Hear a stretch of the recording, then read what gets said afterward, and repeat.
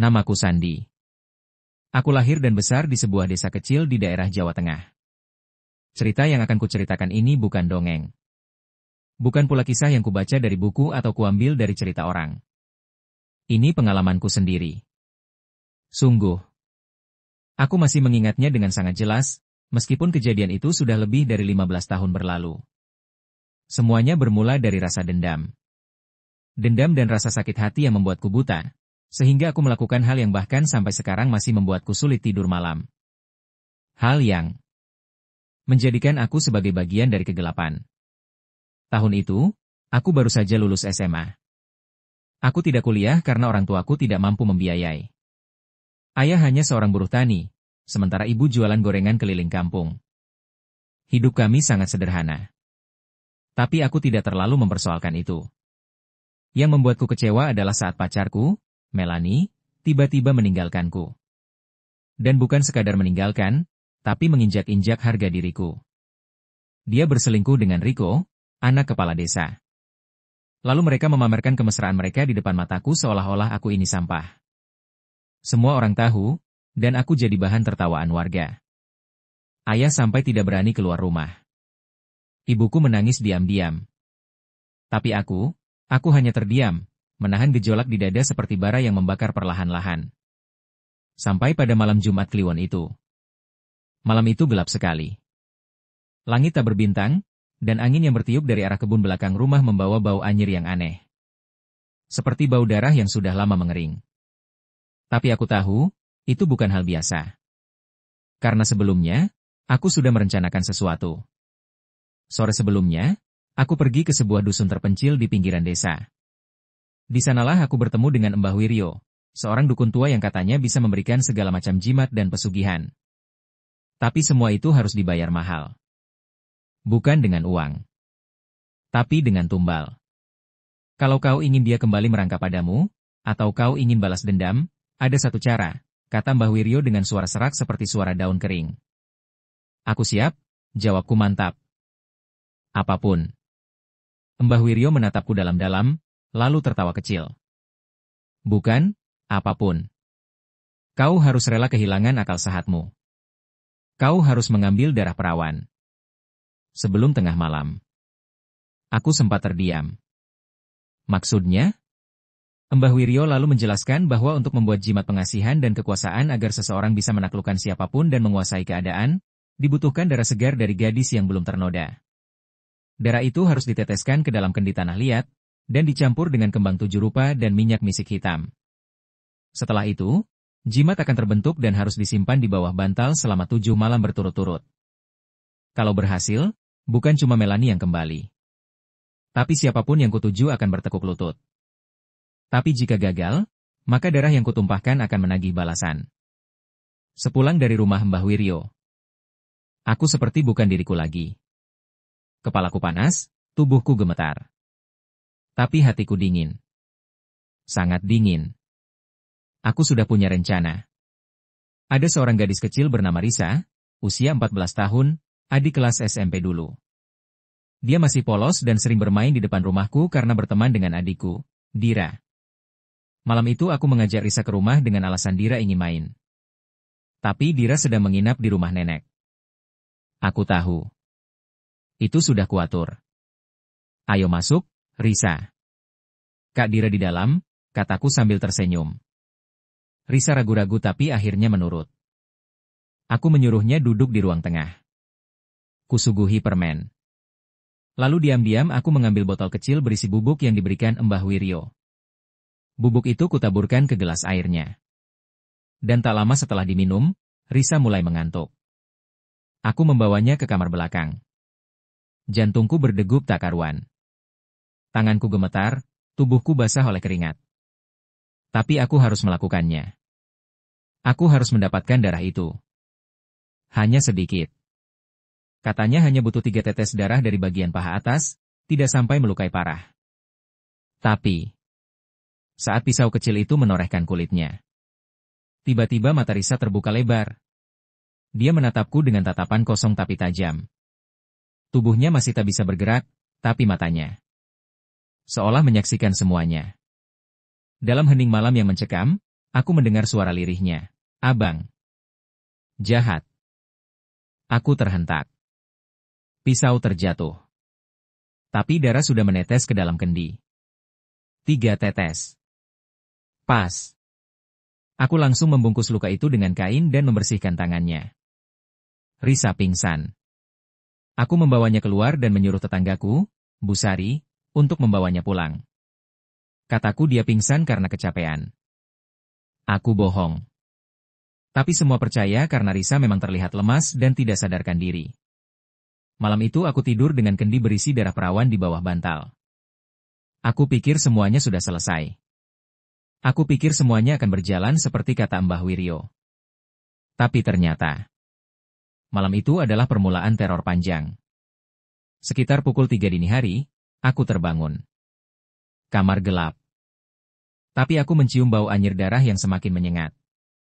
Lalu ku dengar suara tetesan air. Tik. Tik. Tik. Pelan. Dari arah sudut kamar. Saat aku membuka mata, aku melihat Risa berdiri di pojok ruangan, dengan gaun putih dan kaki telanjang. Darah menetes dari pahanya. Dan matanya melotot ke arahku. Jangan tidur, abang. Gantian ya. Sekarang giliran abang. Aku terdiam di atas ranjang. Tubuhku tidak bisa digerakkan. Bukan karena lumpuh.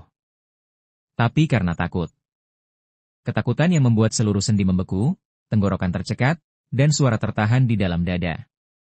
Risa berdiri di pojok kamar, mengenakan gaun putih lusuh, berlumur darah di bagian pahanya. Wajahnya pucat, matanya membelalak, dan bibirnya membiru. Dan dia tersenyum tapi bukan senyum anak kecil. Itu senyum menyeramkan. Senyum milik sesuatu yang bukan manusia. Aku minta maaf, Riz. Bisikku pelan, berharap itu hanya mimpi buruk. Namun Risa melangkah mendekat. Setiap langkahnya terdengar seperti bunyi air rembesan di tanah basah. Suara srek. Srek. Pelan seperti kain diseret. Aku sudah bilang. Jahat. Abang jahat. Suaranya menggema. Tapi, bukan hanya dari mulutnya. Suara itu datang dari segala arah. Lalu tiba-tiba lampu kamar mati. Gelap gulita. Aku mencoba bergerak, akhirnya berhasil meraih senter dari bawah bantal. Cahaya senter kunyalakan dan tidak ada siapa-siapa. Risa sudah menghilang. Tapi, di bawah tempat tidurku, ada jejak kaki berdarah, menuju ke arah pintu. Aku berlari keluar kamar, keluar rumah, tanpa alas kaki. Nafasku terengah-engah, jantungku seolah ingin meledak. Besok paginya aku pura-pura tenang. Tapi pikiranku kalut. Jemari tanganku gemetar saat menggenggam sendok sarapan. Ibu tidak menaruh curiga, hanya menyuruhku beli beras ke warung. Saat berjalan ke warung, aku melewati rumah Risa. Di depan rumahnya sudah ramai warga. Ada suara tangis dan jeritan. Risa kenapa, Bu? Tanyaku pura-pura heran. Bu Sari, tetangga yang semalam membantu, berkata dengan mata sembab, Risa pingsan semalaman. Tapi waktu bangun, dia berubah.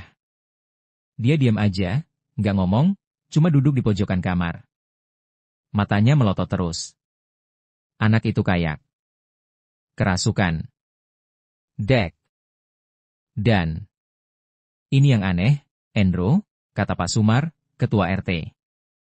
Dari paha kirinya ada luka sayatan kecil. Tapi darahnya keluar terus. Nggak berhenti-berhenti. Aku pura-pura syok. Tapi jantungku seperti dihantam godam. Luka itu jelas dari pisaunya Mbah Wiryo. Harusnya cuma 3 tetes, tapi kenapa masih berdarah malamnya? Aku kembali menemui Mbah Wiryo. Jalan ke rumahnya makin sunyi. Angin malam terasa dingin menusuk, dan suara burung hantu terdengar bersahutan. Di depan rumahnya, bau kemenyan begitu menyengat, bercampur aroma amis yang samar. Kenapa kau datang lagi? Tanya Mbah Wiryo, duduk di bawah lampu teplok yang remang. Ada yang salah, Mbah. Anak itu. Risa. Dia muncul di kamarku malam tadi.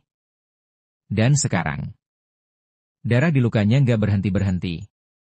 Mbah Wiryo menghela napas panjang. Lalu bangkit dan mengambil kendi dari rak bambu. Kendi ini, katanya, sudah menyerap darahnya. Tapi, sepertinya kau melakukan kesalahan. Apa maksudnya? Kau tidak menutup luka itu dengan bunga melati dan kembang kantil seperti yang kusebutkan. Darah yang keluar jadi tidak bisa ditutup oleh alam gaib. Jiwa Risa masih terikat. Dan itu membuat tubuhnya jadi wadah roh penasaran. Dia setengah hidup. Dan setengah mati. Aku panik. Lalu sekarang gimana, Mbah? Kau harus menggenapkan tumbal itu, jawab Mbah Wiryo pelan. Ambil satu tetes darah dari gadis lain, dan campurkan ke dalam kendi. Kalau tidak, kutukannya akan mengejarmu sampai akhir hayat. Aku tidak menjawab. Tapi saat pulang, pikiranku kacau. Keesokan harinya, Melanie datang ke rumah. Ya, dia yang dulu menyelingkuhiku. Dia berdiri di depan pintu dengan wajah bingung dan ragu. Sandi. Aku nggak tahu kenapa. Tapi aku mimpiin kamu terus, katanya. Mimpi yang aneh. Kamu berdiri dengan kendi tanah, dan kamu bilang, aku milik kamu selamanya. Aku menatapnya lama. Dadaku berdegup. Jimat itu bekerja. Melanie kembali padaku. Dia bahkan terlihat tergila-gila. Dalam waktu seminggu, dia hampir tiap hari datang ke rumah. Orang tuaku sempat curiga, tapi aku bilang hanya teman biasa. Tapi ada yang aneh. Setiap kali Melanie menyentuhku, atau mencium pipiku, aku merasa dingin. Bukan dingin menggairahkan. Tapi dingin yang membuat tengkuku merinding. Seolah bukan Melanie yang menyentuhku. Dan tiap malam, Risa muncul lagi. Kadang di pojok kamar. Kadang di langit-langit, merayap seperti cicak. Kadang muncul dari belakang cermin. Dengan mata kosong dan darah mengalir di pahanya. 3 tetes belum cukup, Bang. Lalu, malam ke-7 setelah kendi disimpan di bawah bantal, Mbah Wiryo datang dalam mimpiku. Dia berdiri di antara api dan kegelapan, sambil membawa kendi itu. Cepat genapkan tumbal kedua. Sebelum jam 3 malam ini. Atau, yang datang bukan hanya Risa. Aku terbangun. Dan saat melihat jam, pukul 2.47. Dari balik pintu kamar, aku mendengar suara tangisan perempuan. Dan bau anyir darah kembali menyebar ke seluruh ruangan. Tangisan itu bukan seperti tangis anak kecil. Bukan juga tangisan perempuan biasa. Itu semacam isakan panjang, yang berat, pelan, dan terasa seperti berasal dari tenggorokan yang robek. Tangis itu terdengar dari balik pintu kamar. Suaranya seperti memohon, tapi juga menyimpan amarah. Aku mematung. Lampu kamar masih menyala. Tapi cahaya terasa tak berarti karena seisi kamar mulai terasa seperti kabut. Bulu kuduku berdiri. Dan perlahan, handle pintu kamar bergerak sendiri. Klik, krek. Pintu terbuka perlahan. Dari celah gelap itu, sosok Melanie berdiri di ambang, mengenakan gaun putih. Rambutnya tergerai, wajahnya menunduk. Tangannya memegang kendi yang dulu kusimpan di bawah bantal. Melanie? Tapi dia tak menjawab. Saat wajahnya terangkat, itu bukan Melanie. Separuh wajahnya melepuh, seperti daging yang dibakar. Matanya satu terbakar hangus, dan yang satu lagi menyala merah. Dia melangkah masuk, menyeret kakinya yang berlumuran darah. Sudah kubilang, tambahkan satu lagi, 1 tetes darah, dari yang belum ternoda. Aku terlempar ke sudut kamar. Suaraku tercekat, tidak bisa berteriak. Kepalaku berdengung. Aku tahu aku sedang melihat roh yang menguasai tubuh Melanie. Tapi bukan Risa. Ini roh lain, lebih tua, lebih haus, lebih gelap. Esok paginya, Melanie tidak ingat apapun. Dia seperti tidak sadar semalam datang ke rumah. Tapi matanya sayu. Dia bilang kepalanya pusing, dan mimpinya aneh. Bahkan dia mengaku sempat muntah darah kecil di pagi hari. Aku mulai sadar. Kutukan jimat ini bukan main-main. Jimat itu tidak hanya mengambil kendali atas cinta, tapi juga jiwa dan tubuh korbannya. Aku kembali ke rumah Mbah Wiryo. Kali ini dengan emosi meledak. Mbah, saya mau berhenti. Ini semua makin kacau, teriakku. Tapi Mbah Wiryo hanya duduk, tersenyum dingin. Kau sudah membuka gerbangnya, Sandi. Kau pikir darah perawan itu cuma simbol? Tidak. Itu tanda kesucian yang kalau dinodai akan memanggil roh-roh lapar dari bawah tanah. Terus kenapa saya harus nambah tumbal? Karena jiwamu sudah dibayar, nak, kata Mbah Wiryo datar. Kalau tak kau lunasi dengan darah lain, maka mereka akan mengambil darahmu sendiri. Malam harinya, aku menangis di pojok kamar. Aku ingat ayah, ibu, dan adikku Dira. Aku takut mereka akan ikut jadi korban. Tapi otakku berperang. Di satu sisi aku ingin menebus kesalahan, tapi di sisi lain, Melanie makin lengket. Dia bahkan bilang ingin menikah denganku. Jimat itu benar-benar membuatnya tak bisa jauh.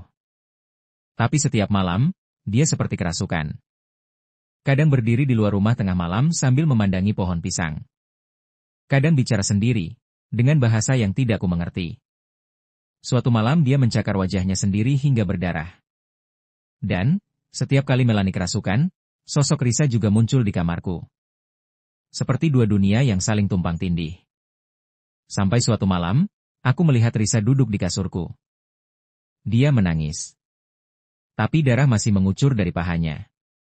Aku tidak ingin mati, Bang, katanya pelan. Kenapa abang ambil darahku? Aku cuma mau main sama Dira. Aku meneteskan air mata. Dada ini sesak.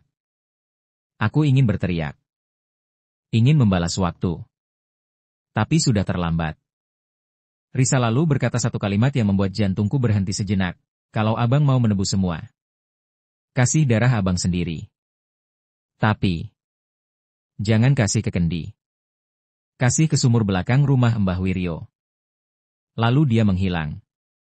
Hari berikutnya, aku diam-diam menuju sumur tua di belakang rumah Mbah Wiryo.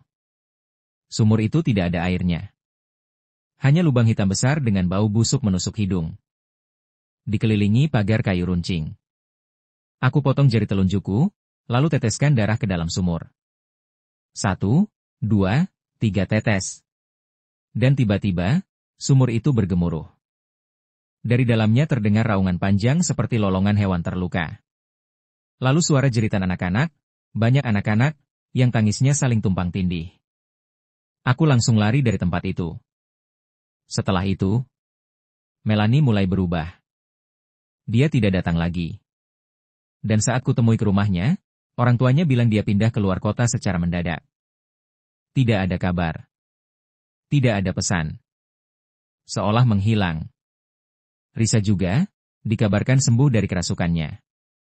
Tapi, sejak sembuh, dia jadi bisu. Tidak pernah berbicara lagi sampai sekarang. Hanya menatap kosong setiap hari, memeluk boneka yang ia bawa kemana-mana. Dan aku, hidupku tidak pernah tenang. Setiap malam Jumat Kliwon, kendi itu muncul di bawah bantalku. Padahal sudah kubakar, sudah kubuang ke sungai, kubenamkan ke lumpur, bahkan kukubur jauh di gunung. Tapi selalu kembali. Dan tiap kali kulihat, darah di dalamnya bertambah. Bukan 3 tetes lagi, tapi puluhan. Bahkan ratusan. Dan baunya, bukan darah biasa. Ada bau besi, amis, dan sedikit manis. Seperti bau tubuh manusia yang membusuk. Satu hari, aku didatangi seseorang tak dikenal di terminal. Dia mengenakan baju serba hitam, berambut gondrong, membawa tas kulit tua. Jimatnya belum lunas, katanya sambil menyerahkan secari kertas. Aku buka, dan isinya, nama-nama gadis. Dan paling atas, tertulis nama, Dira. Aku berdiri mematung di terminal, memegang kertas lusuh yang baru saja diberikan oleh lelaki tak kukenal. Tanganku gemetar. Di balik lipatan kertas itu, tertera beberapa nama. Semuanya nama perempuan. Dan nama paling atas adalah Dira, adikku sendiri. Kenapa Dira? Aku membentak pria itu. Tapi dia sudah melangkah pergi, tubuhnya seolah larut bersama bayangan tiang-tiang beton dan kendaraan malam. Suaraku tenggelam di tengah deru mesin bus dan teriakan para calo. Tak ada yang menyadari bahwa detik itu aku hampir kehilangan kewarasan. Aku pulang dengan napas tak teratur. Saat masuk rumah, Dira sedang duduk di ruang tamu, membaca buku pelajaran. Seperti biasa. Tapi, aku melihat hal yang berbeda. Bayangannya. Bayangan tubuh Dira tidak bergerak. Lampu di ruang tamu berkedip, dan aku tahu. Makhluk itu sudah dekat. Kendi terkutuk itu ternyata masih di kamar. Aku menemukannya di bawah bantal, padahal tadi pagi aku yakin telah membuangnya ke jurang pinggiran desa. Tapi sekarang ia kembali. Kali ini, permukaannya retak-retak, dan di dalamnya bukan hanya darah. Ada segumpal rambut. Aku menyentuh kendi itu. Seketika terdengar bisikan, darimu. Atau dari darahmu. Pilihanmu malam ini menentukan siapa yang tetap hidup besok. Malam itu, aku duduk di depan kamar Dira. Menjaganya seperti menjaga nyawa sendiri. Aku tahu Mbah Wiryo adalah kunci dari semuanya. Tapi sejak pertemuan terakhir, rumahnya sudah kosong. Kata warga, Mbah Wiryo menghilang. Ada yang bilang dia mati, ada yang bilang dia dijemput makhluk gaib karena perjanjian telah lunas. Tapi aku yakin. Dia masih hidup. Entah di mana. Tengah malam, sekitar pukul 2.30, aku mendengar suara Dira menangis dari dalam kamar. Aku terlonjak, langsung menerobos masuk. Dira berdiri menghadap dinding, rambutnya terurai menutupi wajah. Bajunya basah, dan di bawah kakinya. Genangan darah. Dira. Aku berlari, mengguncangnya. Tapi tubuhnya dingin. Dan pelan-pelan dia menoleh. Matanya kosong. Lalu, dari mulutnya keluar suara yang bukan suaranya. Satu lagi. Darah perawan terakhir. Kau menolak memberinya. Maka kami yang akan ambil sendiri. Tiba-tiba tubuh Dira terangkat, terlempar ke dinding. Aku panik. Aku peluk tubuhnya, dan mulai membaca doa apapun yang kuingat. Tapi semua terasa percuma. Lalu, terdengar suara serak dari luar jendela, bawa kendi itu ke kuburan Embayang. Malam ini juga. Atau adikmu mati. Aku tak tahu siapa yang berkata. Tapi aku langsung paham. Ini perintah terakhir. Kuburan Embayang adalah makam kuno yang sudah lama dikeramatkan. Letaknya di ujung desa, dekat hutan bambu. Orang-orang takut ke sana, bahkan siang hari sekalipun. Tapi malam itu, aku nekat. Aku menggendong kendi yang sudah retak parah, menutupnya dengan kain kafan bekas milik kakek. Aku membawa dupa dan minyak misik hitam. Perjalanan ke sana sepi, hanya suara binatang malam. Langit gelap, dan bulan tertutup awan. Aku melintasi kebun jagung, menembus hutan kecil, hingga sampai ke kompleks makam tua yang dipenuhi nisan miring dan batu-batu retak. Di tengah area itu, ada satu gundukan besar, konon makam seorang perawan yang dikorbankan ratusan tahun lalu saat desa dilanda wabah. Aku letakkan kendi di atas makam itu. Kemudian, angin berhenti. Dupa tiba-tiba padam. Dan dari dalam tanah, muncul tangan-tangan hitam. Mereka seperti mencakar udara, merangkak keluar, meraih kendi itu. Lalu, kendi itu meledak. Suara ledakannya tidak keras, tapi menggema dalam kepalaku. Isinya, darah, rambut, tulang kecil, terhambur. Makam itu bergetar. Suara jeritan memenuhi udara. Jeritan dari arwah yang telah lama dikurung dalam jimat. Aku jatuh terduduk, tubuhku gemetar, pipiku basah oleh air mata dan keringat dingin. Aku melihat bayangan Risa. Berdiri di balik pohon, tersenyum kecil. Kutukannya sudah pecah, tanyaku pelan. Tapi Risa hanya menjawab, baru satu. Masih ada 3 jimat lain seperti itu, di desa-desa lain. Aku pulang subuh dengan tubuh lemas.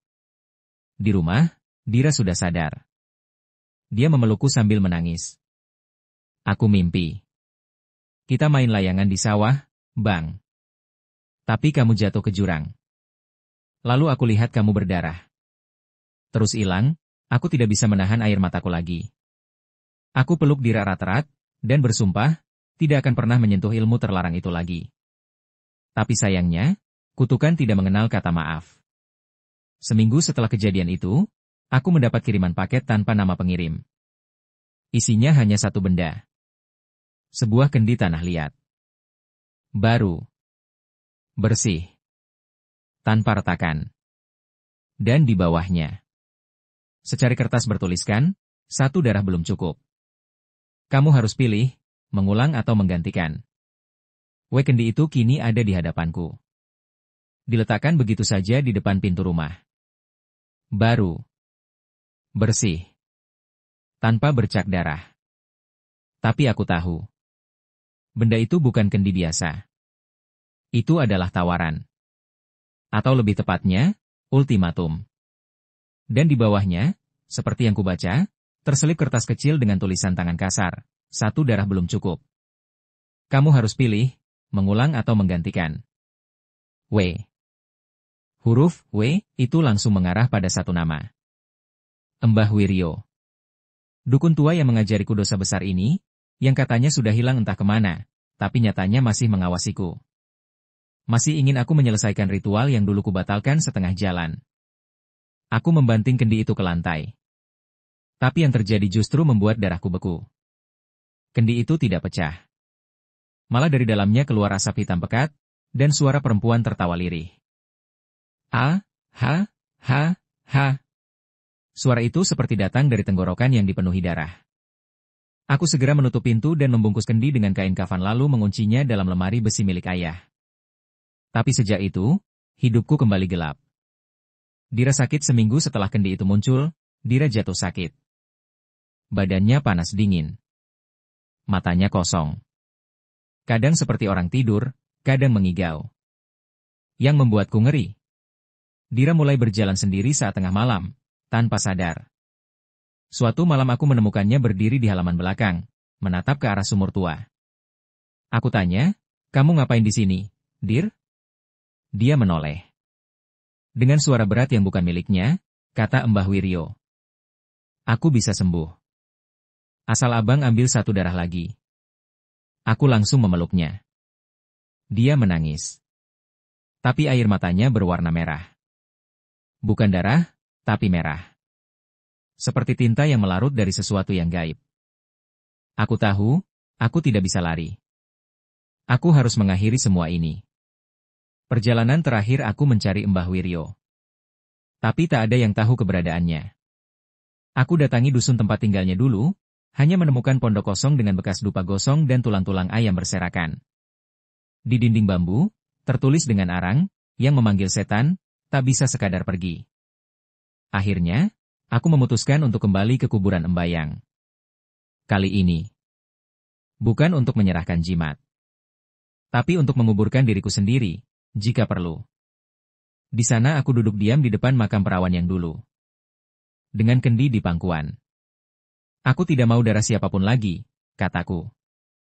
Kalau harus tumbal, biar aku sendiri. Aku potong telapak tanganku. Darah mengalir ke dalam kendi. Seketika angin berhenti. Tanah bergemuruh.